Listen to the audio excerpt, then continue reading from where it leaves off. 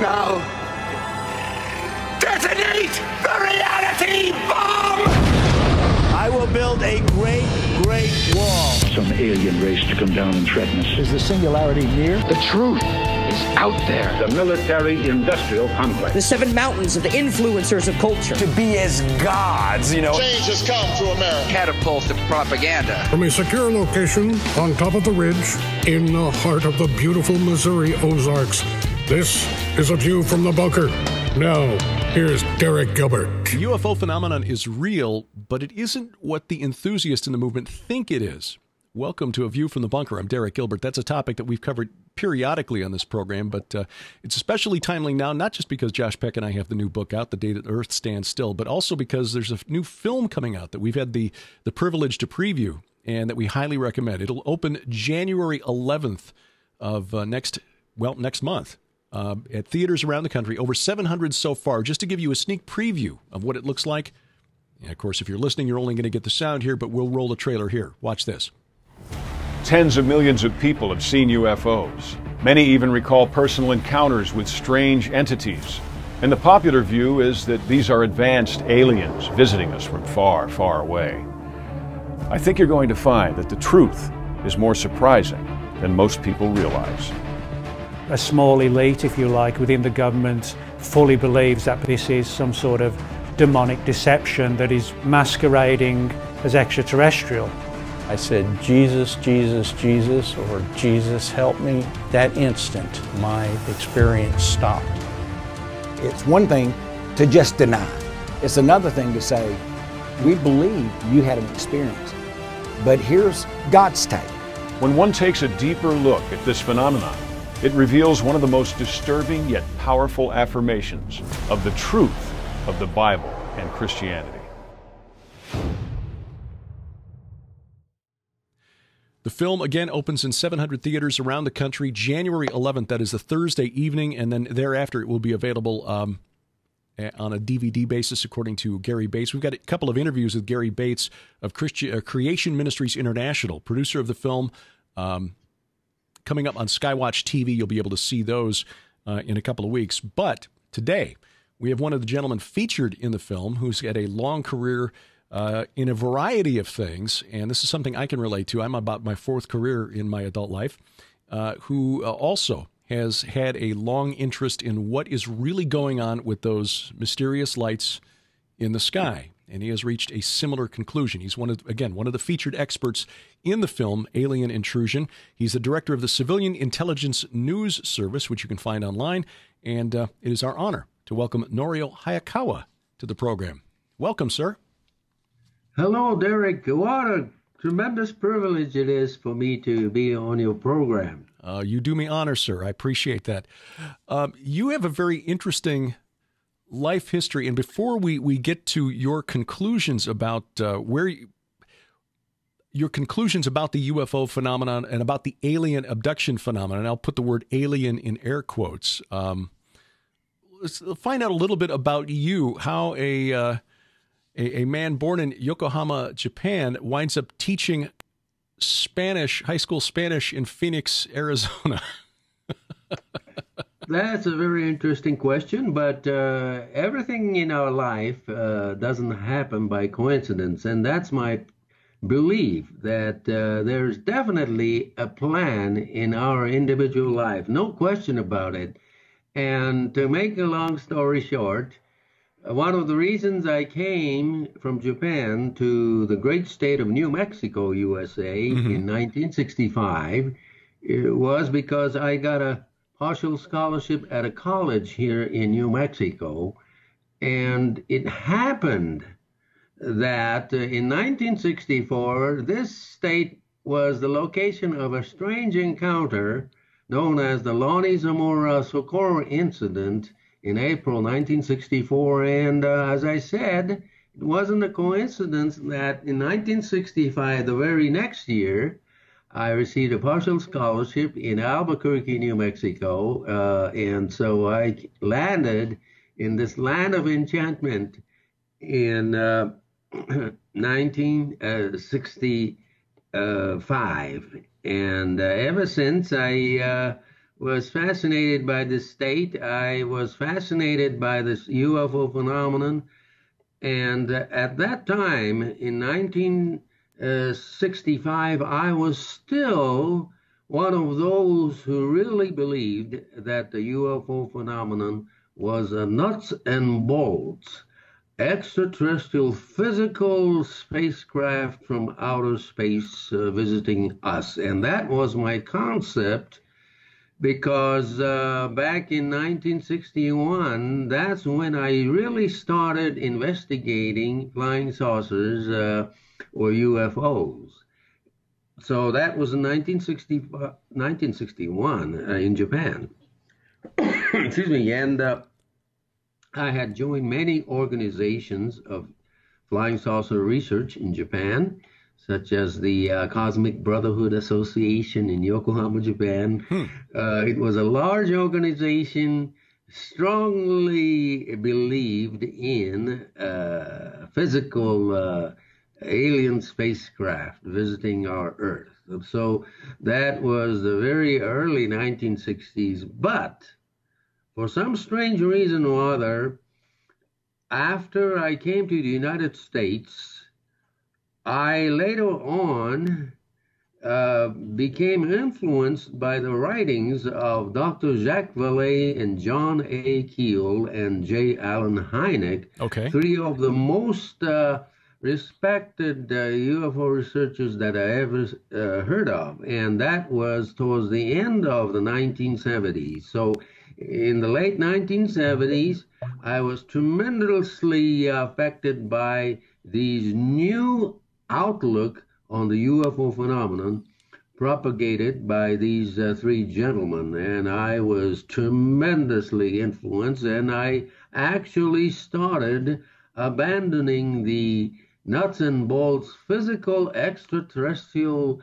visitations by physical extraterrestrial alien entities. And I began to espouse that this phenomenon is definitely an extra-dimensional phenomenon that materializes itself and presents to the observer a one-sided, lopsided view of ufology. And so even today, despite my tremendous interest in flying saucers and UFOs, this is my position. This is my position that we are being deceived by sentient, almost paraphysical entities that roam this universe, and the entities that have presented a lopsided,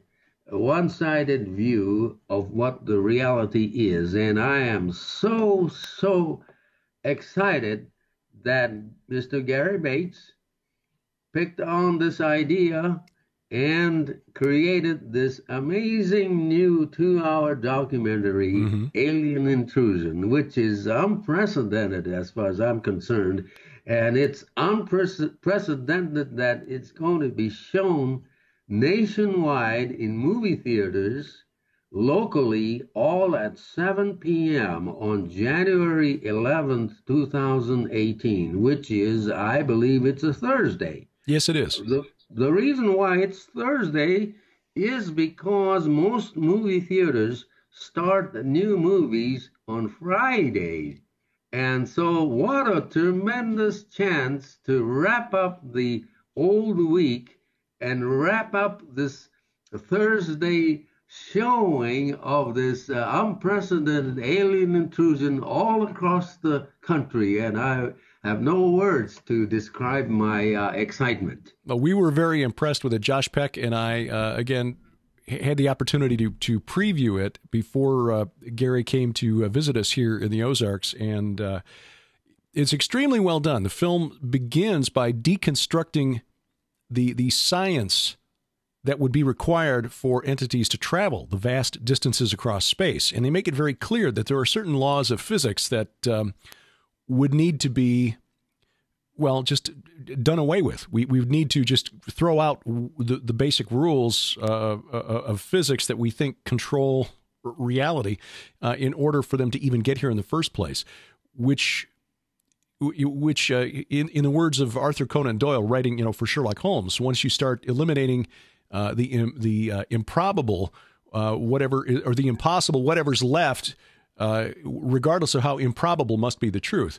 So by eliminating the impossible, which is the ability to cross space without violating the laws of physics, there are certain options that are left to us to explain these phenomena. So let's dig into that just a little bit more.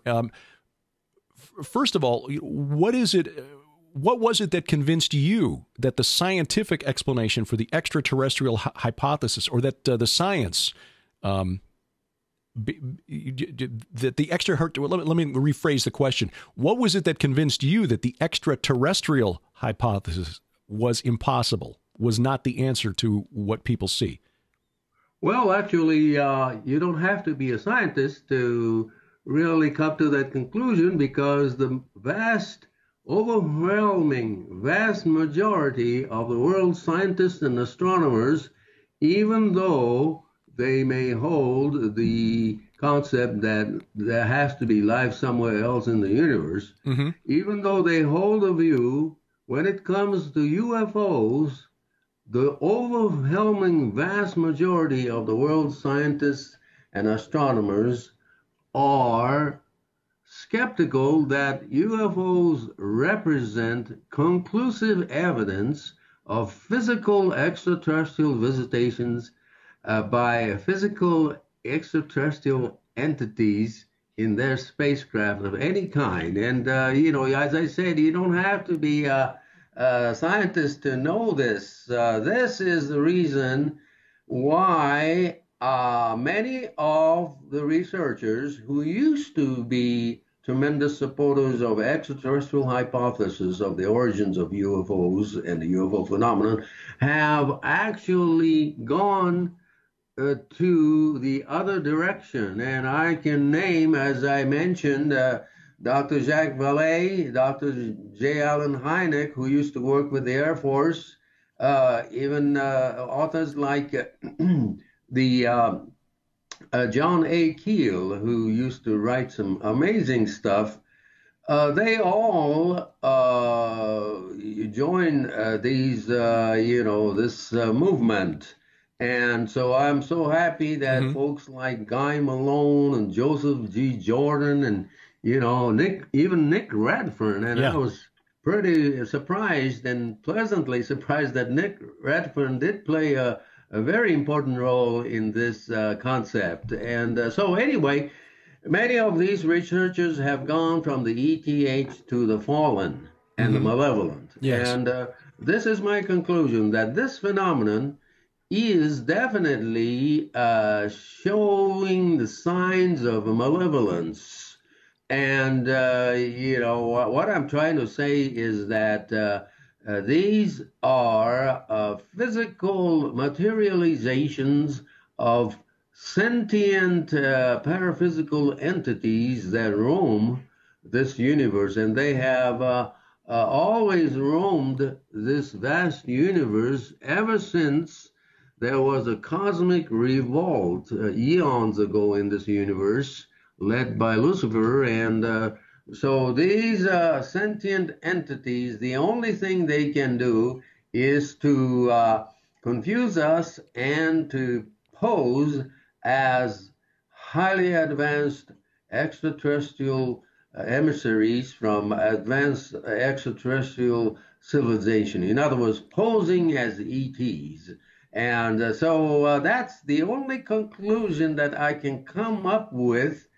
And of course, this does not mean that there are benevolent forces in this great universe, because God created benevolent ones as well. In fact, I believe that the benevolent ones outnumber the malevolent ones with a ratio of 2 to 1. In other words, to every malevolent deceptive entity, there are 2 benevolent ones, and oftentimes these benevolent entities, angelic entities, which have been doing great works, it's very difficult to see them because most of the time they are not seen physically, but occasionally they visit some people. Yes, because the Bible says that, you know, you never know if we're entertaining these angelic beings. So, but for the most part, the malevolent ones are the ones that are deceiving people throughout history, and what I call these entities trickster intelligence that has always been with us since time immemorial, since the fall of the angelic entities that joined the cosmic revolt with Lucifer. And so that's my position. But over the years, Derek, I have found out that there are some limitations even to these entities, and that is that I have found out that these materializations of these entities accompany them with some difficulty because they seem to be unable to survive in a physical dimension except for a very few moments at a time, or only for a short period of time. And this is fascinating stuff. Yeah.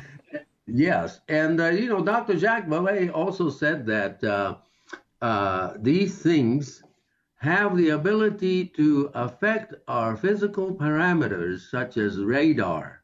And so I'm so excited that people are going to see this well-made 2-hour documentary film that includes a lot of footages that are fascinating, footages that are very, very convincing, but to the well-seated, those who are real grounded with the Word of God are able to distinguish between what is truly real and what is fake or what is deception. And so that's what I'm so excited about this thing, Derek. Yeah, it's good that this is coming out. Again, it's well produced. It is by opening the film with the first section dealing just with the science, it's not immediately apparent that this is produced by a Christian ministry. So those who are curious, those who are really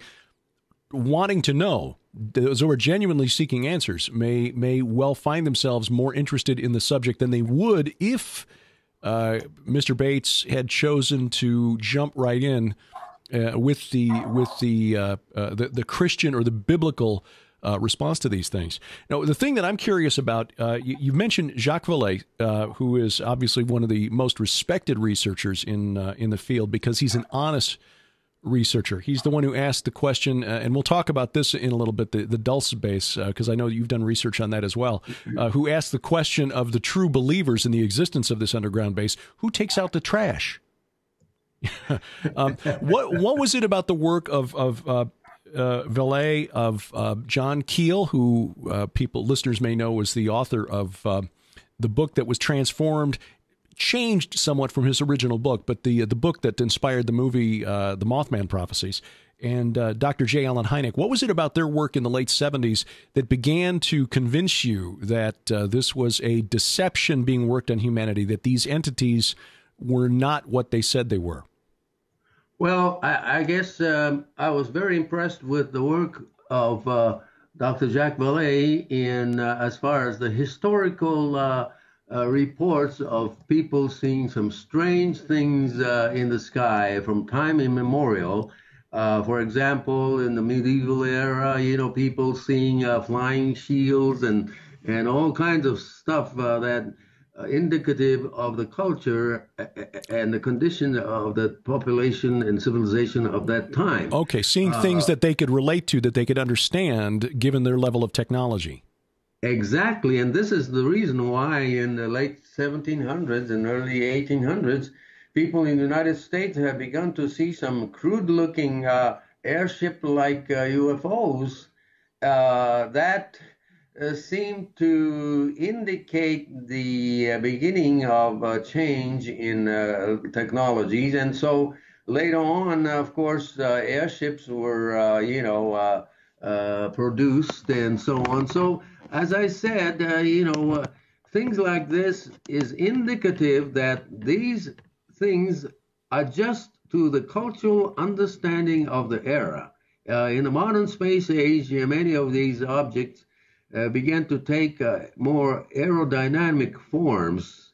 And also, what's interesting, Derek, is that in the 1980s, many people in the East Coast have begun to see some humongous black triangular craft all over the eastern part of the United States. And right.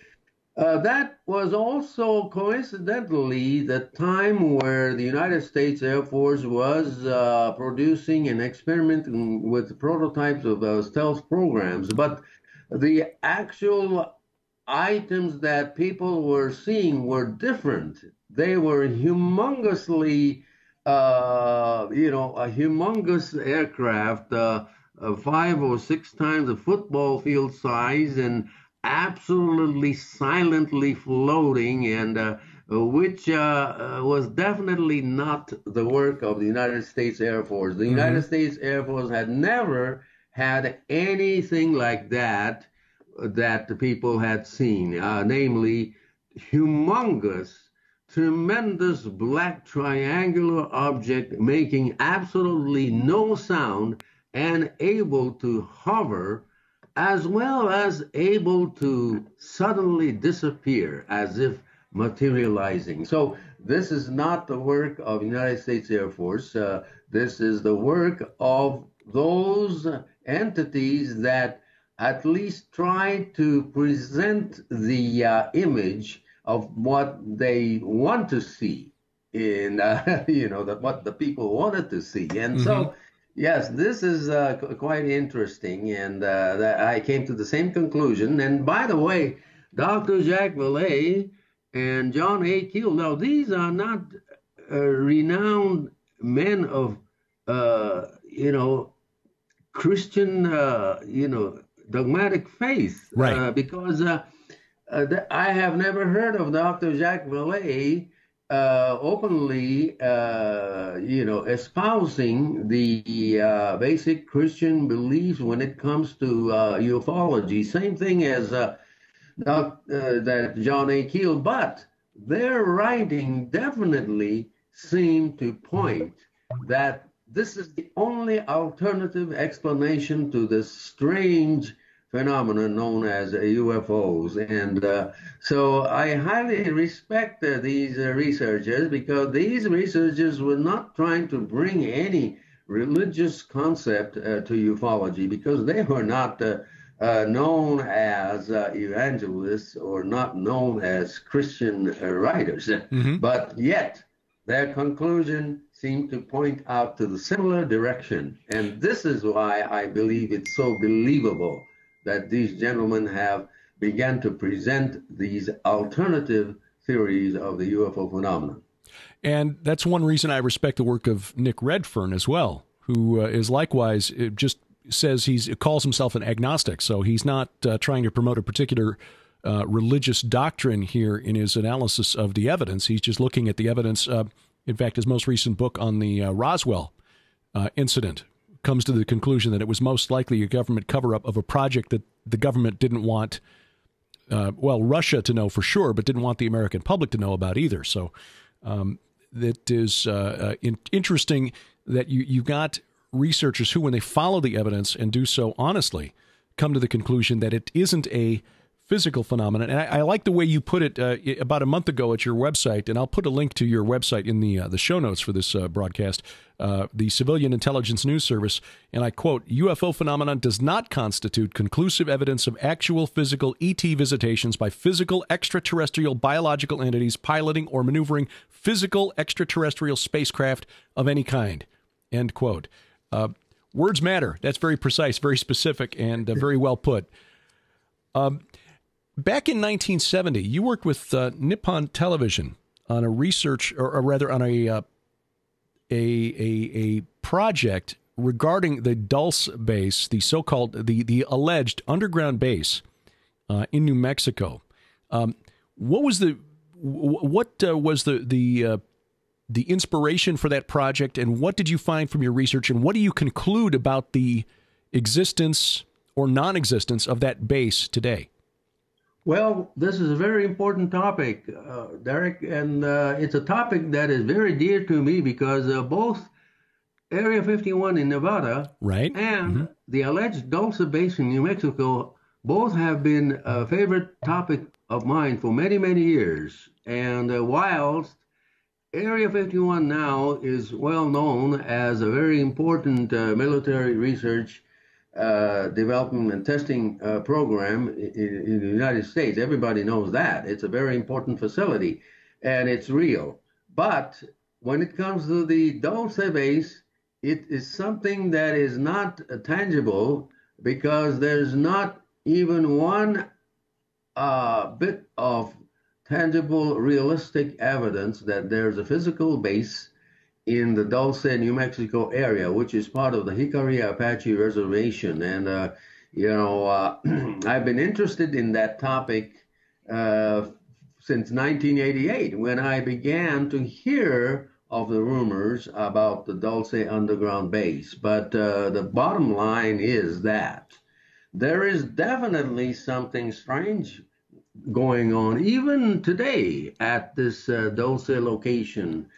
Because it's located in a remote area of New Mexico, inhabited by Native Americans with a deep cultures, spiritual cultures and beliefs. And it seems to me to be a very idealistic location for any governmental agency to conduct any kind of a psychological operation tests regarding beliefs and so on, and so this is the reason why my interest in Dulce goes to the 1988 era, and but we have to bear in mind that northwestern New Mexico is very important in the sense that the United States government already in 1967 exploded a nuclear device near Dulce, New Mexico in 1967, under the name of Project Gas Buggy, which was a program to create the ease of the flow of natural gas and trapped in that area to benefit the local people, So that took place in 1967, but because this underground explosion took place near Dulce, underground, about a mile and a half underground in a national forest area right next to the reservation. Because this explosion took place underground, later on, somehow rumors started happening that the government was exploding this device to create some cavity or to destroy some entities that were already inhabiting allegedly in these areas. And so that's where the rumors started coming. And then, of course, the rumors started coming because of this very same experiment conducted by the Department of Energy, or the Atomic Energy Commission, in 1967. And that is that by exploding this device, atomic device, it was under the project, the Peace Atom for Peace program after World War II. There were several other locations in New Mexico that was part of this program, but it became apparent that in the 1970s, 10 years after the explosion, some form of radiation may have leaked out in that area, affecting cattle and other animals. And so how rumors started happening that the aliens were doing something in that area. And so that's the basis of the rumors. But in any case, I have known gentlemen that have long researched this area for many, many years, including the late Gabe Valdez, who was the state patrol officer in charge of Dulce for New Mexico for many, many years. And both this officer, Gabe Valdez, and also one of the ranchers over there, Edmund Gomez, both came to the conclusion that Dulce area had nothing to do with the aliens, but it had everything to do with the secret government project to monitor the radiation that was leaked out after the governmental experiments. But the basic thing about Dulce is that it's a fertile ground for any kind of beliefs. And this is the reason why both Gabe Valdez and Edmund Gomez are of the opinion that the government tried to take advantage of the belief systems of some people over there, that there's an underground alien base, and even staged some kind of psychological operations by using some kind of a device like aerial vehicles, unmanned aerial vehicles, to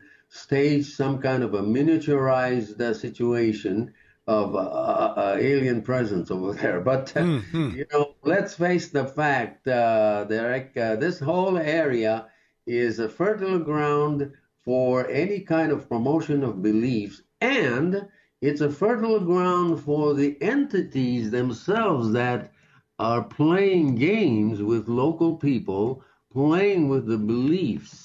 And so I believe that this is one of the locations of high interest where people report seeing some strange things in that area. In fact, I have it on my website, the late 1960s incident in which a busload of Hickory Apache children witnessed a flying saucer crossing over Highway 64 in late 1960s. And all 16 or 17 kids in that bus saw this metallic, dirty colored metallic disc flying across the highway as the bus was trying to go to the local parochial school in the next town, Lumberton. And the priest who was driving this school bus, was so shaken up by what he saw that instead of stopping on the highway, he stepped on the gas, and because he was terrified. But you know, this is a real incident proving that in that area there are definitely some unexplainable, strange phenomena going on, even today, as I tell you, because I hear reports from time to time about the strange presence in that area. I've also read that one aspect of the Dulce story is the Paul Benowitz affair, who was an entrepreneur who was selling equipment to the United States Air Force at the air base near Albuquerque, and was contacted by an Air Force intelligence officer and a writer who had been responsible for writing co-authoring the first big book on the Roswell incident. Exactly. And that would be William Moore, the Air Force officer Richard Doty. And he was led to believe that there was something there at Dulce, which was intended to throw him off the track of whatever he was researching, because they were dealing with a gentleman, Benowitz, who was a physicist by training, so a very intelligent man who might accidentally have uncovered something that the government and the military didn't want Russia to know. And so he was distracted and diverted into researching this non-existent base at Dulce. And in so doing, they made him fear for his life. He was convinced that he was the target of dark forces that were seeking to do him harm, and he eventually wound up institutionalized. Exactly, and he's today buried in Santa Fe National Cemetery. He died in I think he died in 2003. I'm sorry, yeah. And but his sons still work for Kirtland Air Force Base, because Paul Benowitz was the owner and the starter of this company called Thunder Scientific Laboratory, which does business with the Kirtland Air Force Base, selling high-tech equipment, calibration equipment for the Air Force. So this family has a very interesting relationship with the Kirtland Air Force Base. And as you said, Paul Benowitz knew more than he was, thought to have knowledge. He was an expert in many of these technologies, but somehow or other, there were some folks who, in the name of the U.S. Air Force, began to promote these kind of strange beliefs as far as Dulce is concerned. So Paul Benowitz definitely was a key person in the rumors about the Dulce base. And so we cannot underestimate the research of Paul Benowitz. In fact, in 1983, I believe that something may have crashed at on top of Mount Archuleta in 1983, and that may have been the first prototype of a U.S.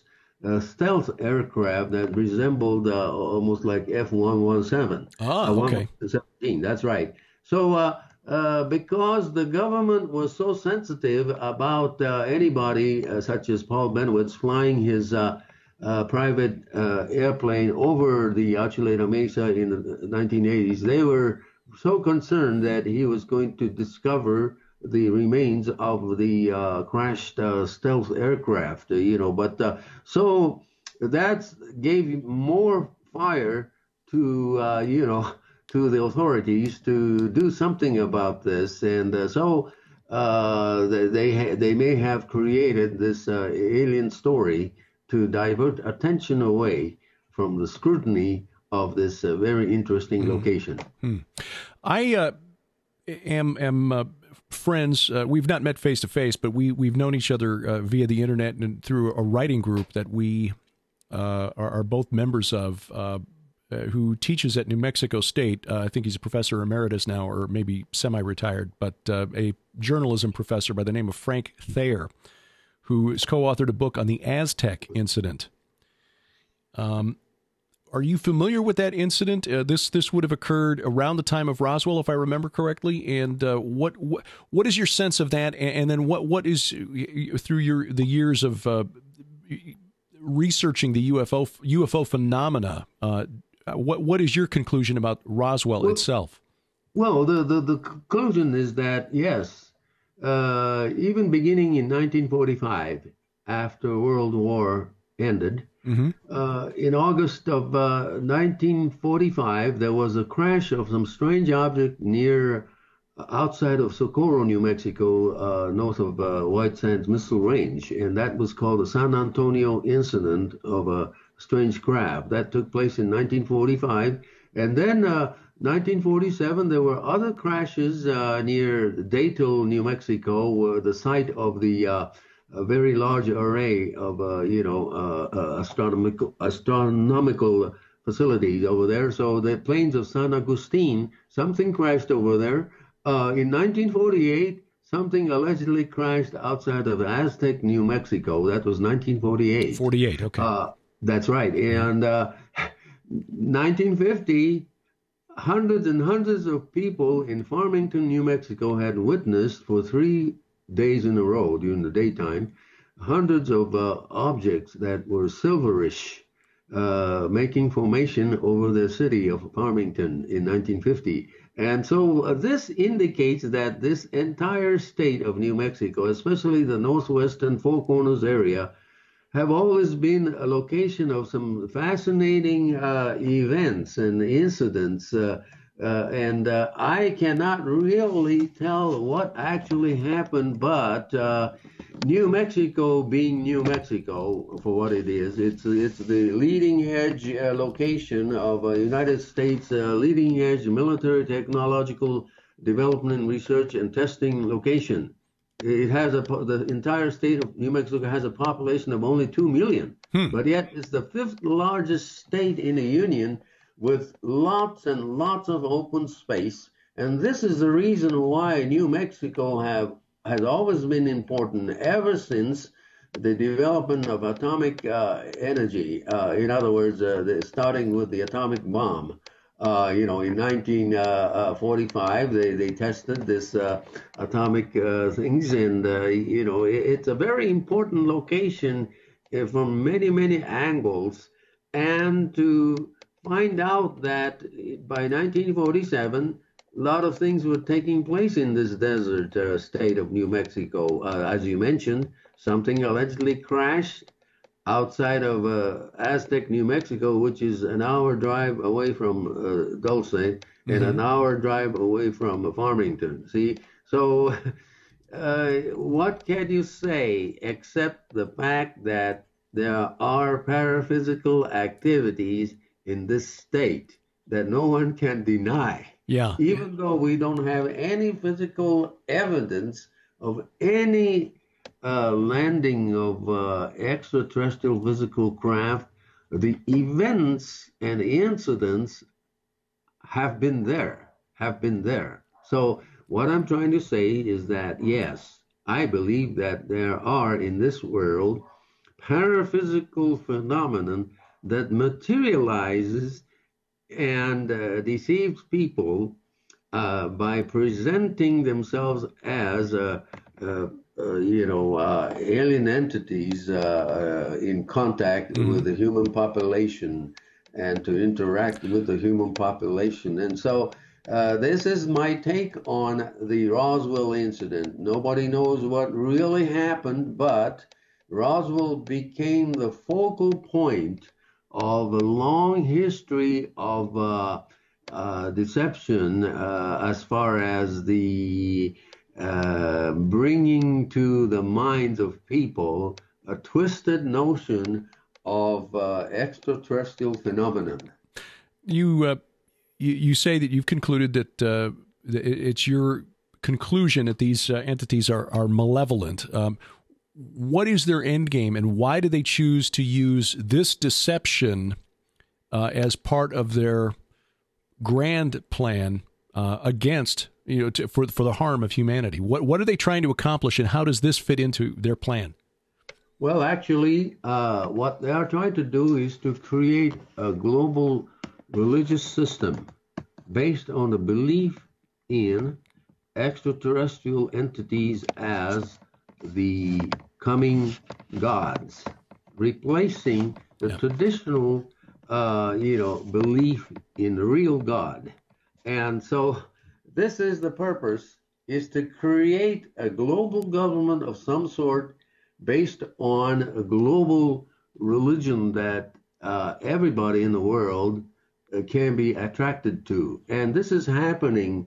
The belief in UFOs and the belief in aliens, physical aliens, are becoming rapidly a new religion. No question about it. Oh, absolutely. No question about it. Yeah, we're on the same page on that score, and that's I just wanted to kind of bring that out as the I guess sort of the culmination of the conversation here. Obviously, we've only scratched the surface of this discussion, but I try to keep these to a manageable length for people to listen to in one sitting, and also because having been the guest on programs that run very, very long, we just recently, my wife and I were guests on a television program where we recorded for 4.5 hours straight. I try not to do that to guests when I'm the host. What would you say your hope is, coming back to the film Alien Intrusion, in which you, along with our friends Guy Malone, Joe Jordan, our new friend Joyce Ahrens, who we had the opportunity to meet down in Roswell recently, Nick Redfern, whom I've interviewed in the past, a number of others are featured. What do you hope that people take away from this film, Alien Intrusion? Well, actually, this film does a great thing. Because it brings about the reality of the experiencers. The experiencers are those who claim to have direct experience with the alien entities, namely through this phenomenon called alien abduction. And to the experiencer, the experience is real, just as real as it can be. So this film does not try to underestimate the alien abduction phenomena, because the alien abduction phenomena is a reality to those who experience it. And so this film, as I said, is unprecedented in that it goes deep into this subject matter, unlike other UFO documentaries that we have seen over and over and over for many, many, many years. But for the first time, this Alien Intrusion film departs from the traditional same old storyline and brings a new reality that each citizen should be able to grasp, clearly. And so, as I said, I am so excited that on January 11th, every person will have a chance to see it in the local theaters. At least there are 3 theaters in each major city in the United States that will be showing this film, all at 7 o'clock, which is a tremendous thing. And I hope as the time comes along in late December, there will be some kind of a news exposure about this fascinating film and this fascinating way to present to the brainwashed folks all across the country to get real. And I'm telling you that this film is as real as it can be. And this is what it means when we say get real. And the only way to get real is to grasp this truth, grasp this final truth that we are being intruded by these entities as part of possibly the final plan for the unseen force to bring about a global deception. Hopefully not right away, but you never know, because we are living in some unstable times. Yes, we are. We really need this to really bring a total revolution of the mind throughout the world. Yeah, I agree. As you were talking, I looked to the website alienintrusion.com, and there's a search engine there where people can punch in their zip code or the city that they live in and find theaters in their area where the movie will be shown on that night. And here, even in our little town of 1,400 people in the middle of the Missouri Ozarks, there are 3 theaters within 50 miles of us that'll be showing it. One in Springfield, one in Joplin, one in Fayetteville, Arkansas. So there probably is one near you, listener, where you'll be able to watch this film on Thursday, January 11th of 2018. And again, between this program and the showing of the theater, we'll have a couple of broadcasts on Skywatch TV with Gary Bates about the film, and you'll have an opportunity to see the trailer and hear more from Gary Bates himself about the making of the film and what he hopes to accomplish with the movie. We are very much on the same page, Norio. The new book that Josh and I have been honored to have published by Tom Horn's Defender Publishing is coming to the same conclusion, covering much of the same territory, digging a little deeper into the history of the ancient aliens hypothesis, which is so popular these days, and finding, to our surprise, that it comes right out of the works of Helena Blavatsky and Aleister Crowley, with a little H.P. Lovecraft thrown in for spice, and suddenly that's the premise on which von Daniken and Sitchin build all of their house of cards. And sadly, many people, millions of people, have fallen for that very clever deception. So this film, and based on Gary Bates' book, Alien Intrusion, which is available as well for people who want to read the book, very timely and very much needed in these days. And again, appreciate your research and your willingness to share it. Again, an honor to talk with you, and I hope that we can do it again sometime. Definitely. Thank you so much, Derek, for bringing this subject up, and hopefully you will make this an hour worth of YouTube, because you can do a lot of good by presenting this on a YouTube format. Yes. Because we still have time, and let's do it. Let's do it, and let's bring the truth to the public. Amen. Again, in the show notes at VFTB.net or below this video, if you're watching at youtube.com/Derek Gilbert, I'll put a link to where you can find Norio Hayakawa's Civilian Intelligence, Civilian Intelligence News Service, where he collates and posts information from the world of the, shall we say, paraphysical. I like that word, paraphysical, essentially meaning it's real, but it's not extraterrestrial, it's extra-dimensional.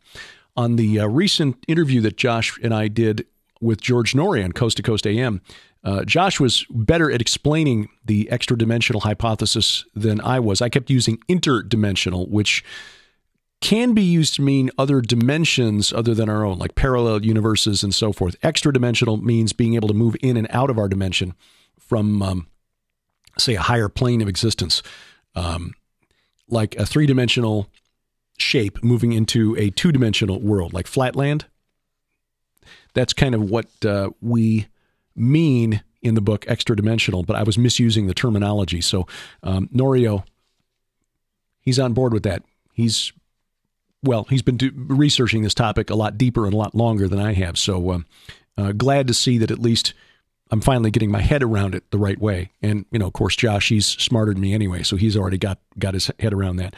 Some fascinating stuff and interesting that, I definitely need to talk to him again, because I know in the 45 minutes that we had, there were a few points raised that I had to let go in order to keep the program to a manageable length. For example, the idea that these entities, these extra-dimensional entities, these paraphysical entities, seem to have difficulty remaining in our plane of existence for any length of time. That's interesting. That is curious. Need to dig deeper into that, but that was a judgment call during the interview that I let that thread drop. Just so you know that I know that's a topic I got to follow up on and do more digging into. Definitely will be talking to Norio Hayakawa again.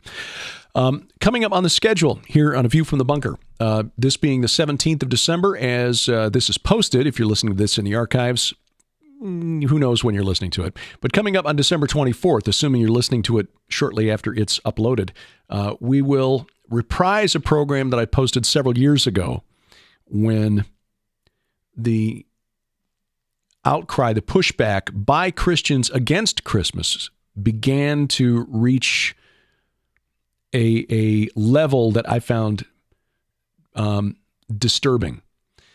We are now living in an age in America where not only is it controversial to say, hey, I identify as a man, but for Christians to say Merry Christmas to other Christians.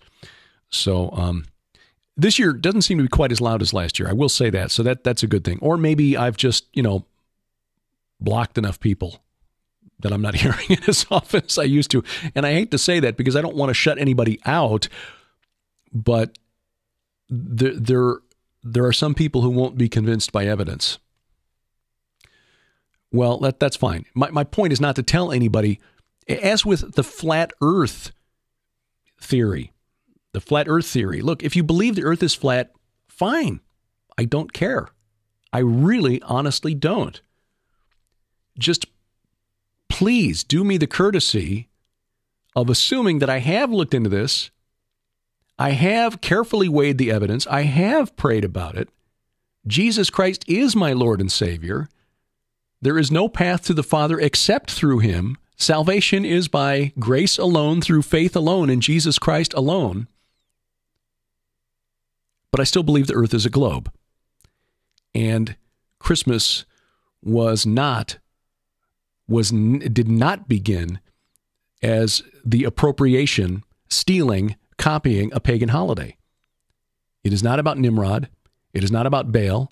It is not about Sol Invictus. It is not about Mithras. It is not about Horus. It is not about any number of other ancient pagan celebrations that fall around the time of the winter solstice.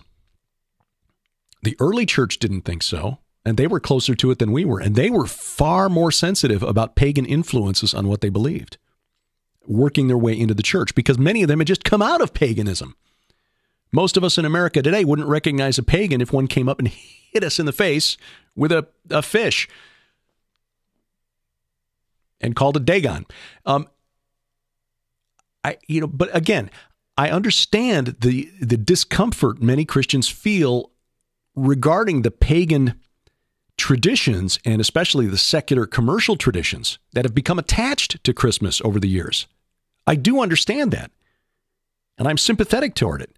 There was a time there for several years where Sharon and I were not celebrating. We have come back towards celebrating, but without some of the elements that used to be a part of our Christmas celebration. And it's because we have studied it, we have prayed about it, we have researched it. I'll save the rest of this. I'm going to wind up going on longer than I intended. But anyway, that's going to be next week's program. And I'm not putting it out there to try to stir up a hornet's nest again. Trying to do this, and in listening back to this program I recorded originally in 2014, I think I managed to hit the right balance of being gentle and respecting the beliefs of those who are led by the Spirit not to celebrate the holiday. It is not my intention to tell anyone that they are wrong for doing what the Holy Spirit is convicting them to do. But just to present the historic evidence of where and when the holiday actually began and for what reasons. And then make your decision. So that's next week's program. December 31st, not decided yet whether we're going to have a program or not. May just take that as a holiday week because we've got a lot of other things cooking right now. A couple of writing projects I need to get cracking on over the next few weeks. A chapter for a forthcoming book from Defender Publishing.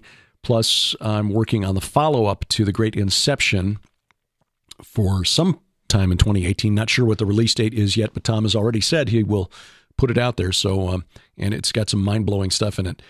So we've got things that will take up a lot of time over the last couple of weeks of the year. We're probably also going to rebuild the Roku channel for Skywatch TV, which is going to take a few days to make sure it's not broken. So December 31st, probably a week off as we try to get back to a weekly schedule here on A View from the Bunker. Coming up in 2018, we've already got some dates on the books as far as conferences and travel. Of course, the Hear the Watchman conference coming up in Dallas. That is March 22nd through 25th. Bill Salas, Pastor Paul Begley, Carl Gallups, L.A. Marzulli, Dr. Michael Lake, Mark Taylor, the fireman who was given the prophecy of Donald Trump's winning the White House several years before he even announced his candidacy. He will be there. Pastor Casper McLeod, Josh Peck, of course, Sharon, and myself. That's at the Hilton DFW Lakes Hotel and Executive Conference Center, March 22nd through the 25th of 2018. There will be another conference that we can tell you about in a couple of weeks later in 2018, possibly two. Just kind of keep the months of September and October open in the back of your mind because I think we'll have some things to announce in the first few weeks of 2018. Also, the tour of Israel with Dr. Michael Heiser, Sharon, me, Mike, and Drina Heiser, and about 100 other folks. There have been 10 slots opened up for that tour. It was full. They've opened up 10 new spaces. And if you are interested in touring the Holy Land and being in Jerusalem on the 70th anniversary of Israel's independence, I'll put a link in the notes below. Lipkin Tours is coordinating that for us in Israel. LipkinTours.com. You can find the link there. There's a list of 2018 tours. Ours is the Year 70 Tour. The Year 70 Tour. And just a few spots left for that. If you're interested, this will be May 6th through the 16th. If you want to spend a few extra days and travel with us to Jordan and see Petra, which you might remember from Raiders of the Lost Ark, not Raiders of the Lost Ark, Indiana Jones and the, what was it? The Holy Grail, the one with Sean Connery. That was Petra, the big final scenes there. Anyway, just a few slots left. So LipkinTours.com or check the link in the show notes.